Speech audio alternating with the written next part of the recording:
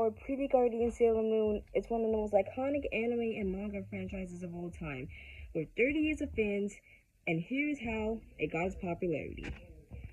Well, in 1995 or 1994, two makers and DIC Entertainment had beef with each other to get to the rights of Sailor Moon, and two makers did their own, which we call Saban Moon, and it looks so bad. I'm not gonna show it. And in 1995, a 1 year later, DIC Entertainment got the rights to the first two seasons of Sailor Moon, and they had to make some cuts and edits to make it more kid-friendly, to follow the laws of the FCC television censorship laws. So, for example, they cut scenes and changed names to appeal to a younger audience. And for example, they renamed Usagi to Serena, which comes from Serenity, which was Usagi's past name, Princess Serenity. So I'll allow it. But the series would find more success when it aired on Cartoon Network's Toonami block in 1998, and it got really successful. Focus on my mixed feelings on love.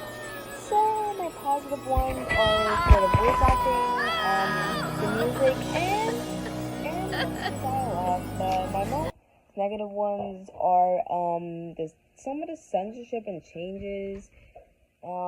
Some characters' voices, like Nephrite's and Chibiusa's voices, wasn't really for me. And my most biggest flaw for one of my flaws for it was that it didn't really dub like 6 episodes, and that really isn't really like understandable for me, because one episode was like about like Sailor Venus's tragic past, and when this episode was not dubbed by DIC, I was kind of furious, because Sailor Venus is my friend's favorite Sailor Scout, or Sailor Guardian if you're a fan of Japanese version or the Viz dub. If you want to watch an accurate version, just go watch the Viz dub. And also, in 2000, 1999 and 2000, the rights were given to Cloverwave for seasons 3 and 4 and Silver S, and it was kind of close to the Japanese version, but kept the Western names, but it didn't cut episodes. And the most notorious change in the whole series is Uranus and Neptune's relationship from lovers to cousins. And many people, especially fans from the 90s dub of Sailor Moon, knew they wasn't cousins. DIC dub, an 8 out of 10. Just mixed feelings. And I'll be talking about the notorious Glitter Force. And despite it being considered one of the worst English dubs of all time, it still is part of my childhood and introduced a lot of people to Pretty Cure. And without Glitter Force, the fandom wouldn't be as big today. So I'll give my thoughts, despite it being bad. So when it got dubbed by Netflix in Saban in 2015, and I watched it in 2020 when I was a kid, I loved it. But then when I found out it was a dub, actually, I was kind of mad. But I think the worst thing about the show was those CGI endings. Those endings were so bad, they actually scared me.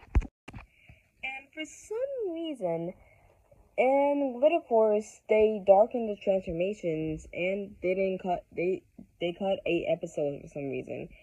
And for example, to Cure Happy, aka Glitter Lucky's transformation, they darkened it for some odd reason.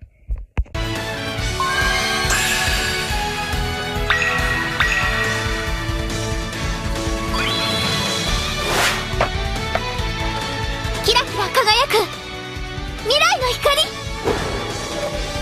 Cure Happy.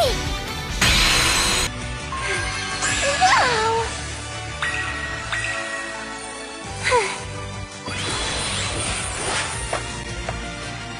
A fabulous shimmer, a glow in your heart. I'm Glitter Lucky!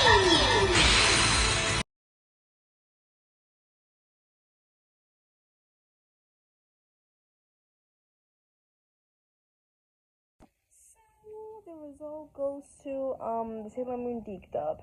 Since it's really, but it's even though it's really badly censored, it's still pretty decent. It's not as bad. It's not as bad as Glitter Force. Even though Glitter Force was really crappy, I was a bit happy but sad at the same time when it got deleted off Netflix like in November, and it was part of my childhood. Um I so I'm really gonna miss it. And goodbye, Glitter Force. We hope you rest. Okay.